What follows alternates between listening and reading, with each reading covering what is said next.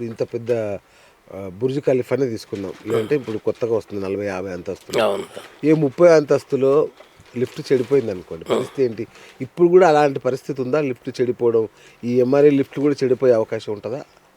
Sir చెడిపోని lift అనేది ఇప్పటిదాకా ఎవరు తయారు చేయలేదు. కాకపోతే మీరు 4 కోట్లు పెట్టి కారు కొన్నా కూడా టైర్ పంచర్ అయింది సార్. అది ఓకే, అవును. ఏదైనా సరే అట్లా కాదు సార్, 40 అంతస్తులు ఆగిపోతే నడుచుకుంటూ రావాలంటే కొంచెం కష్టం లేదు సార్, ఆప్షన్స్ ఉంటాయి సార్. అట్లా సడన్గా ఆగిపోయే పద్ధతి చాలా తక్కువ ఉంటుంది. ఇమ్మీడియట్గా దానికి ప్రాపర్ సర్వీస్ అక్కడనే ఉంటుంది. ఇమ్మీడియట్గా ఇంకో లిఫ్ట్ ప్రొవిజన్ ఉంటుంది. ఇమ్మీడియట్గా కరెంటు పోయిన నెక్స్ట్ ఫ్లోర్లో ఆగిపోయే వ్యవస్థ ఉంటుంది. అంత కమర్షియల్ దాంట్లో ఎంత ప్రికాషన్ తీసుకుంటారు దానికే ఉంటాయి. అంటే పవర్ పోయినా కూడా, పవర్ పోయినప్పుడు ఇది ఒక బాధ. కరెంటు పోగానే తక్కువ లిఫ్ట్లు మూసుకుపోతాయి. చాలా మంది ప్యానిక్ అయిపోతారు. లేడీస్ అయితే చాలా భయపడుతున్నారు. చాలా మంది భయపడతారు. ఏం సార్, యాక్చువల్గా భయపడే అవసరం లేదు. ఓకే, అలా గాలి కూడా వస్తుంది. యాక్చువల్ చెప్పాలంటే మంచిగా. కొంతమంది భయపడతారు కదా, డోర్ క్లోజ్ ఉంది అది అని. యాక్చువల్గా అంత భయపడే పని ఉండదు. వాస్తవానికి కరెంటు పోతే నెక్స్ట్ లో ఆగిపోతాయి ఇప్పుడున్న టెక్నాలజీ. అయితే ఇంకో బాధ ఏంటంటే కొన్ని మధ్యలో ఆగిపోతాయి. అట్లా ఎందుకు ఆగిపోతాయి లిఫ్ట్లు?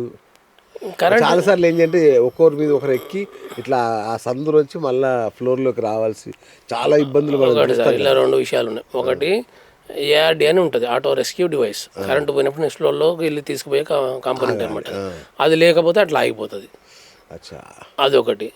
లేకపోతే ఓవర్లోడ్ అయ్యారు అనుకోండి సార్, కొంచెం స్టార్ట్ అయ్యి ఆగిపోతుంది. ఓవర్లోడ్ సెన్సార్ ఉంటేనే వెంటనే ఇండికేషన్ చేస్తుంది. అప్పుడు ఒకళ్ళు ఇద్దరు దిగిపోతారు. తెలియక ఏం చేస్తారు, ఎక్కిరు అనుకోండి, కొంచెం లిఫ్ట్ మూవ్ అయినట్టు అయ్యి వెంటనే ఆగిపోతుంది. అలాంటి టైంలో ఇబ్బంది అవుతుంది. సో మధ్యలో ఆగిపోవడం అనేది ఆ సెన్సార్ లేకపోవడం, ఏఆర్డి అంటాం, ఆటో రెస్క్యూ డివైస్.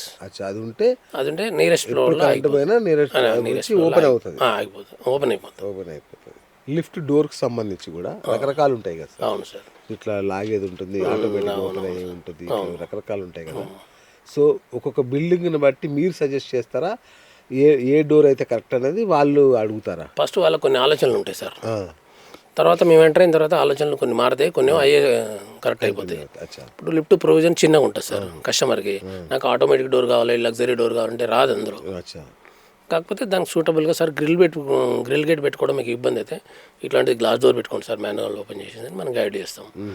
ఇక్కడ ఏది పెట్టినా కూడా మెషిన్ అదే ఉంటుంది, కంట్రోల్ ప్యానల్ అదే ఉంటుంది, డోర్లే మారుతాయి, బాక్స్ అదే ఉంటాయి కదా సార్. అట్లా కాకపోతే బడ్జెట్ పరంగా మాత్రం చాలా వేరియేషన్ వస్తుంది సార్. గ్రిల్ గేట్కి, ఆటోమేటిక్ గ్లాస్ డోర్కి బడ్జెట్ల ప్రకారం మారుతాయి. ఫస్ట్ మనం ఒకసారి సైట్కి వెళ్ళిన తర్వాత కస్టమర్ రిక్వైర్మెంట్ ఒకటి ఉంటుంది, మనం పోయిన తర్వాత మార్చాల్సి. ఒకవేళ దాంట్లో ఫిట్ కాదనుకోండి ఆటోమేటిక్ డోర్, లిఫ్ట్ అయితే ఎలాగైనా ఫిట్ చేస్తాం, అది కస్టమైజ్ డిజైన్ చేస్తాం. అట్లా ఉంటుంది ఆప్షన్స్. రైట్. మీరు ఇప్పుడు దాదాపు మీ జెన్యూన్ లిఫ్ట్స్ నుంచి దాదాపు 1000 పైగా ఇన్స్టాల్ చేశారు కదా లిఫ్ట్స్. అవును సార్. అతి కష్టమైన ఇన్స్టాలేషన్ ఏదని చెప్తారు మీ కెరియర్లో, మీ సర్వీస్లో? 2 ఉన్నాయి సార్. ఒకటి గోవాలో ఒకటి సల్గావ్కర్ అండ్ కంపెనీ అని ఒక లిఫ్ట్ ఉండే, గోవాలో షిప్లో చేసినాము. 2 నోవోటెల్లో లిఫ్ట్. నోవోటెల్లో ఏంటంటే సార్ లిఫ్ట్ అది 2nd ఫ్లోర్ నుంచి స్టార్ట్ అయింది. అప్పుడు ఈ ఎంఆర్ఎల్ లిఫ్ట్లో అంత అవగాహన నాకు కూడా లేదు. 2009-10లో ఆ టైంలో ఇంకో ప్రాబ్లం ఏంటంటే 2nd ఫ్లోర్ నుంచి లిఫ్ట్ అంటే అప్పుడు పిట్ లేదు, అక్కడ గుంట తీయలేం, కింద ఫ్లోర్ ఉంటుంది కదా. అక్కడ వాళ్ళ క్వశ్చన్ ఏంటంటే మళ్ళీ ఇంకో కండిషన్ ఏం పెట్టారంటే పర్ స్క్వేర్ మీటర్కి 500 kgs లోడ్ తీసుకోవాలి, లేదంటే లిఫ్ట్ కింద పడిపోతుంది కింద ఫ్లోర్కి అన్నారు. మరి లిఫ్ట్ ఎట్లా చేస్తామన్నారు సార్. మొత్తం చెక్ చేసిన, అసలు లిఫ్ట్ మీద లోడ్, ఫ్లోర్ మీద లోడ్ పడకుండా చేస్తామని చెప్పిన. ఒక్కటిసారి షాక్ అయ్యారు సార్. ఎలా అన్నారు సార్, అక్కడ ఒక కాలం ఉంది, అక్కడ ఒక కాలం ఉంది కదా, బీమ్లు ఉంటాయి కదా, బీమ్ అడ్డంగా ఉండేటి, అక్కడికి ఇక్కడికి ఛానల్ వేసి ఆ బీమ్ మీద లోడ్ వచ్చేటట్టు చేస్తారు సార్, మీ స్లాబ్ మీద లోడ్ రాదని చెప్పేసిన. డీల్ డన్ అయిపోయింది, ఓకే అయిపోయింది. గోవాలో ఎట్లా చేశారు? గోవాలో ఎట్లా అంటే సార్, అది ఒక ఇప్పుడు కాదు, ఎన్నో సంవత్సరాల కింద అప్పట్లో హైడ్రాలిక్ లిఫ్ట్ టెక్నాలజీ ఉండేది. ఆ టెక్నాలజీతో పాత లిఫ్ట్ అనమాట అది. ఆ టెక్నాలజీతోటి వాళ్ళు లిఫ్ట్ పెట్టి ఉన్నారు. మేమేం చేసామంటే ఖచ్చితంగా ఈ లిఫ్ట్ పనిచేయదండి, వాళ్ళు మాడిఫై చేయమన్నారు. అప్పట్లో ఇప్పుడు బ్లేన్ హైడ్రాలిక్స్ అంటే ఫేమస్ సార్, అది వరల్డ్ వైడ్గా జర్మనీ తయారవుతుంది. అప్పట్లో ఈ టెక్నాలజీ లేదండి, ఇది మేము మాడిఫై చేయము, నేను కాదు ఎవరు చేయలేరని చెప్పేసిన. వచ్చిన తర్వాత 3 నెలల తర్వాత మళ్ళీ నాకే కాల్ వచ్చింది, ఒకసారి రండి అని.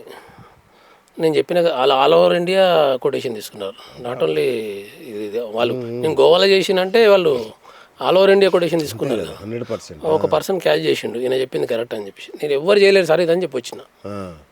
నేను పోయిన బ్లెయిన్ హైడ్రాలిక్స్ చేసి హైడ్రాలిక్ లిఫ్ట్ దాన్ని పర్ఫెక్ట్గా సెట్ చేసి ఇచ్చేసి ఓకే, సక్సెస్. సూపర్. అన్న ఇప్పుడు రైట్, ఇప్పుడు మార్కెట్లో చాలా పెద్ద పెద్ద బ్రాండ్స్ ఉన్నాయి, మల్టీ లెవెల్ నేషనల్ కంపెనీలు ఉన్నాయి, అన్నీ ఉన్నాయి. వీటన్నిటినీ కాదని నా కస్టమర్ లేదంటే నేను సార్ జెన్యూన్ లిఫ్ట్స్ని ఎందుకు ఎంచుకోవాలో ఒక 2-3 ఇంపార్టెంట్ పాయింట్స్ చెప్పండి సార్. క్వాలిటీ అండ్ స్టాండర్డు, నాకు పాతగా మేము చేసిన రిఫరెన్స్లు, ఇప్పటిదాకా చేసిన ప్రాజెక్టులు, దానికి ఒక ట్రాక్ రికార్డ్ ఉంటుంది కదా సార్. అవును.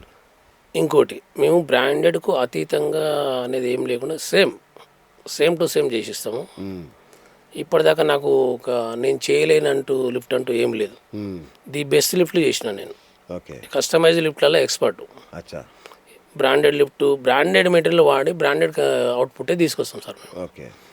అంతకంటే రీజన్ ఏం లేదు. క్వాలిటీ మెయింటైన్ చేసినప్పుడు ఇన్ని రోజులు ప్రయాణం చేస్తున్నాం, మాకు ఎలాంటి ఇబ్బంది లేదు. నాగరాజు గౌడ్ని నమ్మి రావాలి అంతే. నమ్మకమే నన్ను నిలబెట్టింది సార్ ఇప్పటిదాకా. అది నాకు అర్థమైంది. ఏదో నేను బతకలేక హైదరాబాద్కి వచ్చిన, ఇప్పుడు నడుస్తుంది మంచిగా దేవుని దయ వల్ల. సో అంటే జెన్యూన్ పెద్ద లిఫ్ట్స్ కంపెనీలు, పెద్ద పెద్ద కంపెనీలు వాళ్ళు ఎలా ఉంటారో ఎవరు ఉంటారో మనకు తెలియదు. అవును సార్. కానీ ఇక్కడ నాగరాజ్ గౌడ్ అయితే ఉంటాడు. నేను డైరెక్ట్ ఉంటాను సార్, 1-to-1.